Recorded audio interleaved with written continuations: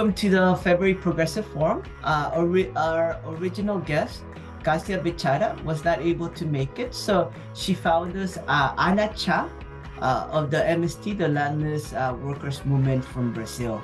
Now I will pass it on to Matthew Phillips, who will be doing a brief introductory presentation. Take it away, Matthew. Brazil had a dictatorship from 1964 to 1985. In this period, leftists and those suspected of being left were targeted and repressed. Left movements were driven underground and or completely destroyed by the late 60s and early 70s. Brazil's capitalist reforms temporarily created a booming economy in the late 60s, but the energy crises of the 70s upset those gains, creating discord and resistance from below. In response, the military government started to liberalize the government in 1974. Direct presidential elections were carried out in 1985. In 1988, a new constitution was created, guaranteeing individual rights. After unsuccessfully running for president 3 consecutive times, starting in 1989, Lula was finally elected president in 2002, and again in 2006. Dilma Rousseff, Lula's supporter, became president in 2011, was impeached in 2016, through a parliamentary coup, paving the path for the conservative Jair Bolsonaro to become president. After being imprisoned over a year and a half over charges of corruption, the Supreme Court released Lula. Lula was elected president last year and took office this January. The MST, the Landless Workers Movement, is Latin America's largest social movement and one of its most influential. As a grassroots and popular movement, it has 3 social objectives. 1, struggle for land. 2, land reform. 3, a just and fraternal society. Many of Brazil's land occupations are made up of MST's 1.5 million people, 350,000 occupations, and 90,000 settlements. The immediate conditions for MST's emergence were created during the dictatorship. In the 1970s, the mechanization of cotton and coffee plantations displaced farm workers, renters, and sharecroppers from the land. Some resisted. Others went to the cities only to find unemployment. Rural workers began occupying the land in 1979. The MST was born in 1984, supported by the Catholic Church, with land occupations peaking in the late 1990s. MST's occupations are justified by the 1988 Constitution that mandates all land serve a quote, social function. After the land is occupied, MST negotiates with the government and landowners. Their settlements are governed as cooperatives. Children and adults are educated through Paulo Freire's popular education. Farming is done through agroecological practices that oppose chemical fertilizers, pesticides, and GMOs. Now, briefly about Lula and the Workers' Party, PT. Lula first came into the national limelight as leader of the Metal Workers Union in 1979, amidst waves of strikes overtaking Brazil. On May 13th, 1979, sitting on top of a small table in the middle of a stadium, he spoke in front of 90,000 workers. Without a sound system, his words were passed worker to worker. The Workers' Party was created the following year. The 1980s were rocked by labor militancy. In 1983, 2 to 3 million workers participated in the general strike, 10 million in 1986 and 87, and 22 million, or 37% of the urban wage labor force, struck in the 89 general strike. While Lula lost the presidential election in 89, the PT continued to build their base and power by winning city elections for mayor and implemented radical programs such as Porto Alegre's participatory budgeting, winning them even greater support. Before the 2002 election, in response to critics, Lula wrote a letter to all Brazilians promising to respect the country's contracts and obligations. He was elected with over 61% of the vote. While at first there was cautious optimism for land reform, Lula's government has depended on agribusiness and implemented land reform slowly, focusing instead on increasing credit to small farmers. Despite their close relationship, the MST has maintained its autonomy from the Workers' Party and continued with its strategy and tactic of occupying land and then negotiating. During Lula's government, the internal market was strengthened. Social programs were also strengthened. For example, Bolsa Familia provided poor families monthly stipends to keep their children in school. Raising the minimum wage also had a positive impact on GDP. However, the export boom also impacted agrarian policies, leading to a greater dependence on multinational agribusiness. I'll now pass the microphone to Zoe Youngmi Blank and Mike Cannon, who will interview our guest speaker, Ana Cha. My name is Zoe. I'm calling in from Belo Horizonte, Brazil, and I'll start today's interview with special guest Ana Cha. Hi, Ana. Thank you for joining the Progressive Forum. First, we would love to learn more about you, Ana. You're on the MST's National Board and International Committee, correct? And how long have you been doing international solidarity work with the MST, and how did you get started in all this? Well, my name is Ana Cha, and I'm part of the National Coordination of MST. I have been part of MST for 20 years now, and I got involved in the movement in the northeast part of Brazil, in the state of Bahia. I have had many different tasks over these years, like communication, youth organization, but where I have been working more time is in the culture area. I also have a lot of international tasks, and currently I live in São Paulo and do my work in the International Collective and also in the Political Education Collective at our national school. As the basics presentation showed, the MST has been called one of Latin America's largest and strongest movements, having emerged from dictatorship during a period of democratization in 1984. The MST now has a base of 1.5 million people and has settled 350 families, with 90,000 families encamped, awaiting recognition still. The MST land occupations are justified under the 1988 Constitution, mandating for land to serve social function. And for those of us living outside of Brazil or new to this issue, imagining tens of thousands of rural landless workers entering private property and occupying it sounds radical, even revolutionary. And you've managed to settle 350,000 families in this way. What makes such radical actions possible? So land occupations are the main tool for the struggle for land in Brazil used by MST. And of course, without a doubt, have an extremely radical character because they directly question private ownership of the land. So as the presentation said, Brazil historically is one of the countries with the world's highest land concentration and consequently social inequality. Even today, only 1% of the landowners have the property of almost 50% of the land.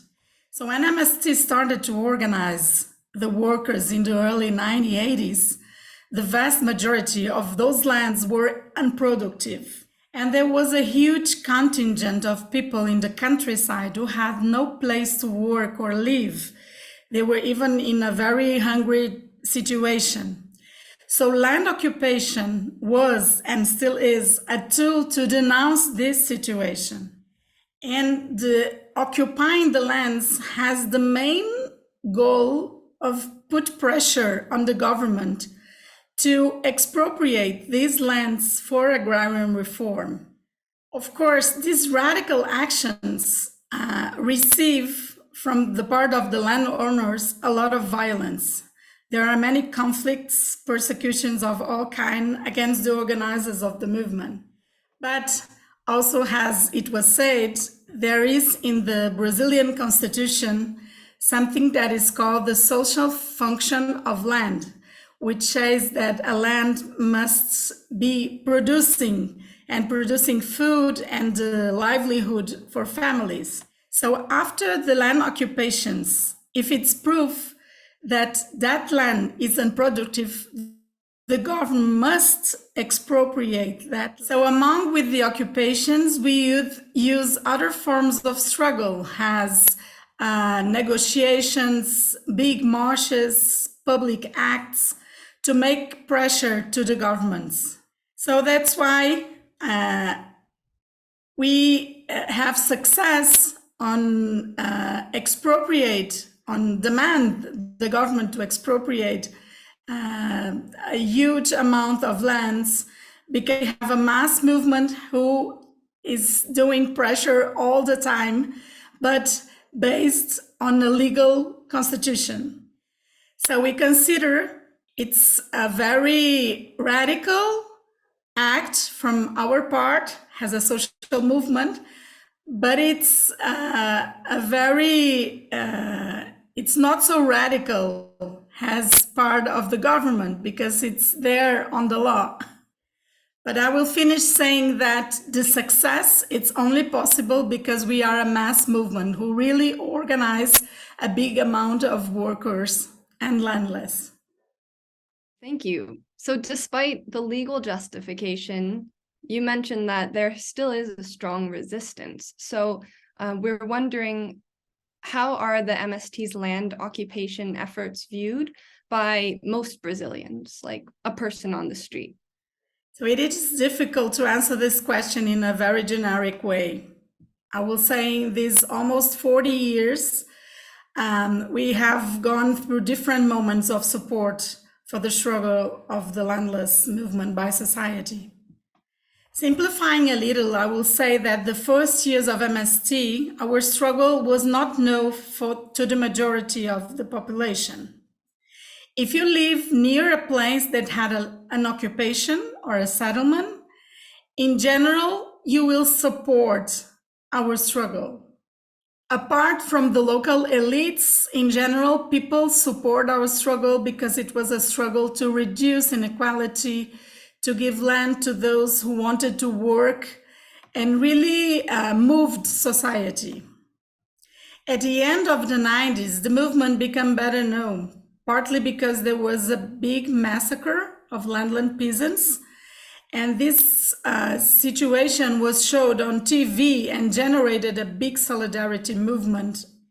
At that moment, even if the media tried to criminalize and discriminate us, there was a lot of support from the population.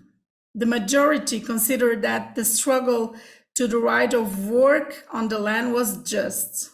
In the last 10, 15 years, however, the agribusiness has developed a lot. It aggregates these large latifundios, which are these big amounts of land, with the transnational financial capital, and has expanded a lot in the territory. In our point of view, they also don't fulfill the social function of land because they only produce commodities to export. And they have invested a lot on propaganda and publicity and on creating an ideological hegemony in the Brazilian society. So it became more difficult to make a dispute on society about what is just and what is better for the countryside in Brazil. So now when we make a land occupation, the society divides a lot in terms of supporting us, depending especially on the media message. But in general, if there's any kind of violence, people usually condemn the action. On the other hand, today MST is widely recognized for its production of healthy food, for its proposal of agroecology, for its proposal of education and rights for all, and for its role of solidarity with the poorest people in the city. Remembering the opportunities and challenges from PT's last period in power, what lessons will you and the MST remember as we move into Lula's third term now? And has the MST ever considered creating its own political party? Well, for us, regarding the first period of PT in power, something that was really new for us at that time was the open and direct dialogue with the government. So PT gave visibility to the agendas of the social movements at that time and allowed the advance of several policies that directly favored workers and peasants in particular. Although at that time we had a lot of criticism, but we must say that in the case of agrarian reform, the PT's government was the one that developed more the project of agrarian reform by expropriating land, but also with important public policies for food, energy, credit, housing. But at that time, it was a government of a very big social conciliation. So the support for the agribusiness and the large landowners was there in exchange for political support. And that means that land concentration, for example, has not changed, and we still have many landless people. So for us, the major lessons from that period are that we need to maintain always our independence, to build support in society, and always continue to struggle. And for MST, we struggle for land, but also for social transformation, for a people's project of Brazil.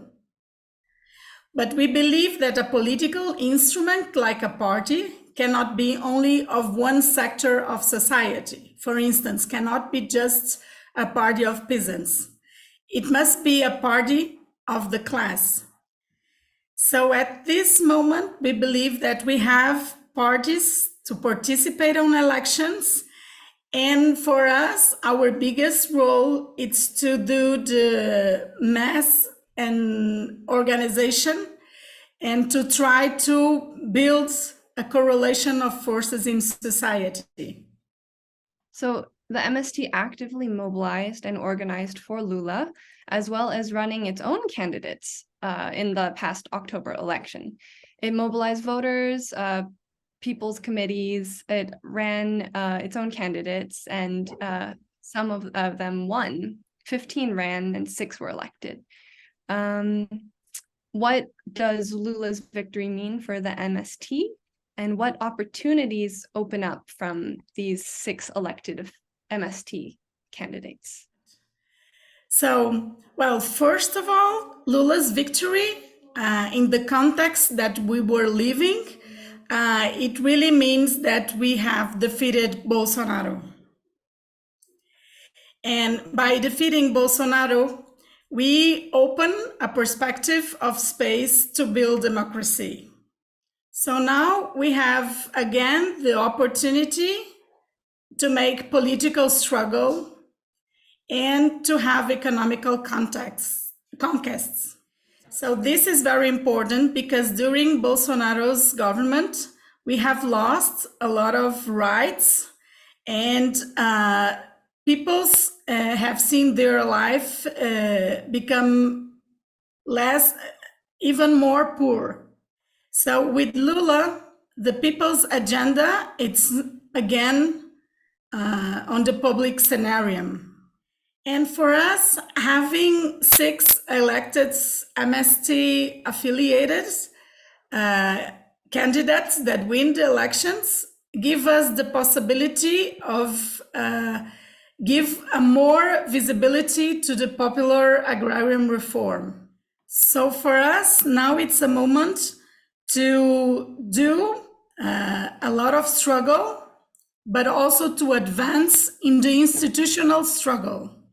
So we believe that we are able to advance in the debate about public policies for the countryside and help to construct new legislation that support the struggles in defense, not just of agrarian reform, but also in defense of human rights and of food production. Now everyone's curious about, Lula defeated Bolsonaro by a slim margin, 1.6, which actually I was surprised. I thought would be larger.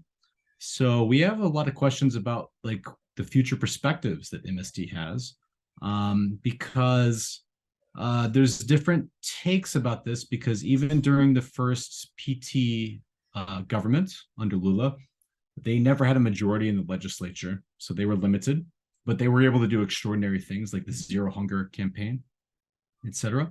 And Lula's new administration, it's a coalition of PT and some neoliberal parties and others. So his cabinet is kind of all over the place. Marxists in one department, and then neoliberals in one department.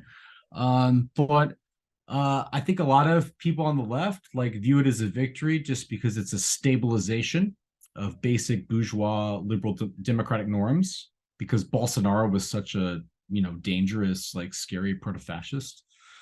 So what is the MST's perspective? So the Lula's coming in, and obviously he has a different tact from Bolsonaro, but he's going to be limited in what he can do. How, as a social movement leader, what's your perspective about how you're going to engage with this new administration? Well, we live a very difficult situation in Brazil these days. Almost the big part of the achievements that we had on the first PT's government were lost. So as you mentioned, PT's government doesn't have the majority in the National Congress, but now we have another situation, that is the Brazilian society, it's very divided. So we have very urgent challenges like to face hunger and unemployment, but we also have a big challenge, which is to win society to a people's project of Brazil. So there's a big hole on the public resources from one point of view. And we also have Bolsonaro's legacy of many legal obstacles that don't allow us to advance much in the reorganization of the public budget to account for social expenditures. So for one hand, as a social movement, we believe that we need to engage each day a biggest part of the society in the struggles, in the demands for the government, so that they can have political strength to do the changes.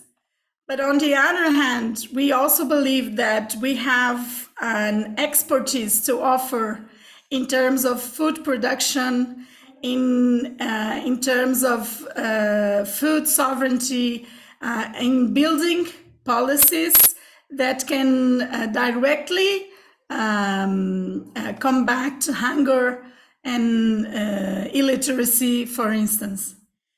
So we are participating with other social movements in articulating struggles, for instance, for having a new minimum wage. But at the same time, we are participating on the committees and on the councils to build food production policies and to build communitarian kitchens and to build, again, a program similar to Zero Hunger, so that we can go directly on the point on attacking hunger and giving people better life conditions. So we are also within the government trying to advance quickly with these programs and public policies that connects agrarian reform and food production with the solving of the hunger problem. Yeah, we're gonna begin the Q&A section. First with questions that people have written in advance, and then later questions that people might have. The way that you organized for the elections was very interesting. The way that you were able to win those candidates. And instead of just simply mobilizing the vote, that generally, in my opinion, that's at least in the West or in a lot of countries, that's what political parties do. They simply mobilize the vote and get people to go and vote, and then it's over. You actually organize people by creating these people's committees. So if you could talk a little bit about these committees a bit, these people's committees, how many are there? How active are they? And how are they engaging with the Lula government?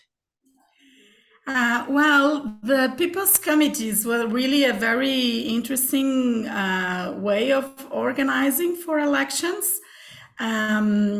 They are a new form, although they are very inspired on the base communities of the 70s and 80s, not only in Brazil, but in whole Latin America.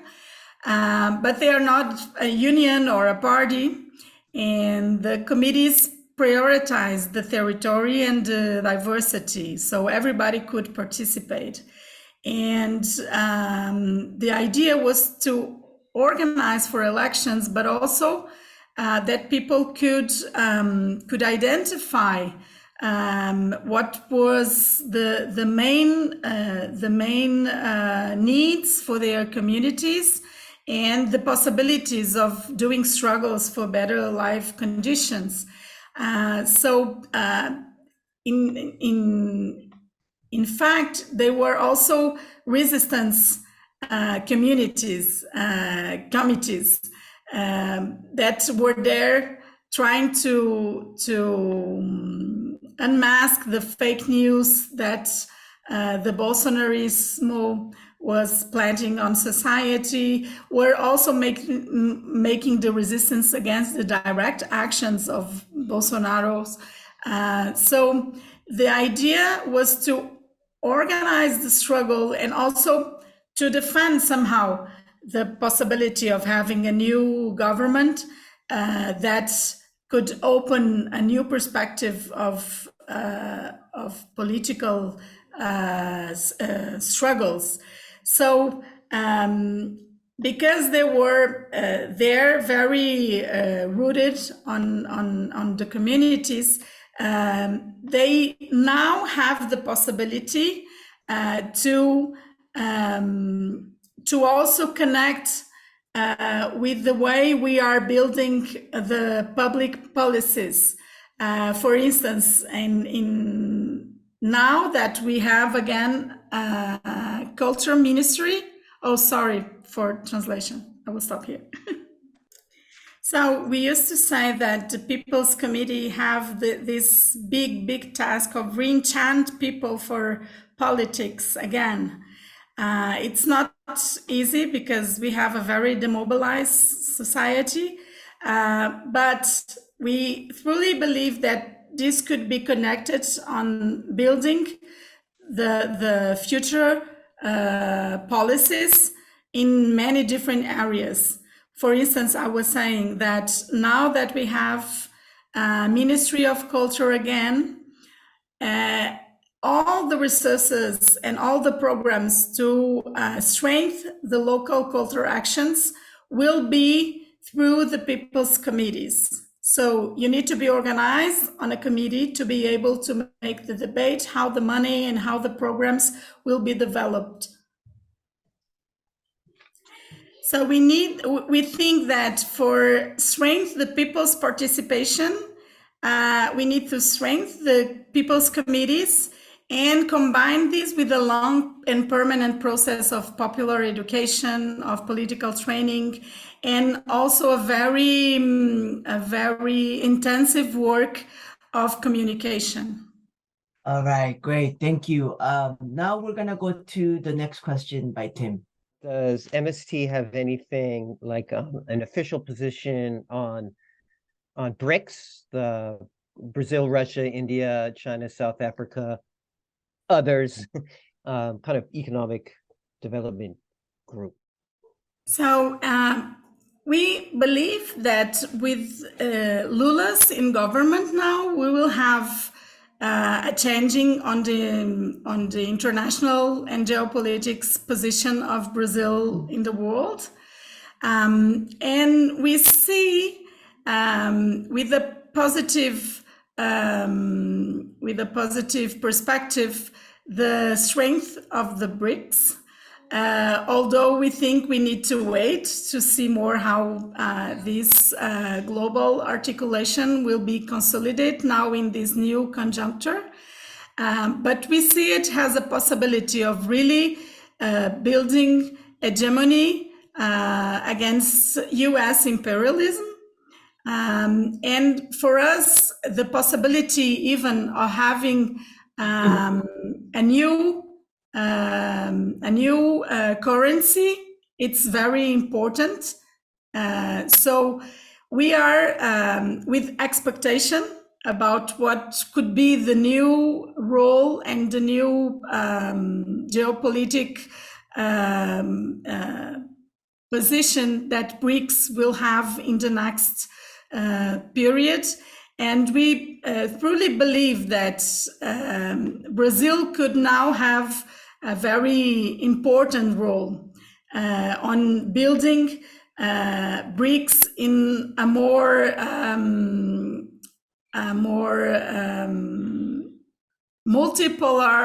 polarity perspective in the international geopolitics. Although we know that now the situation, it's not the same as it was when BRICS were built.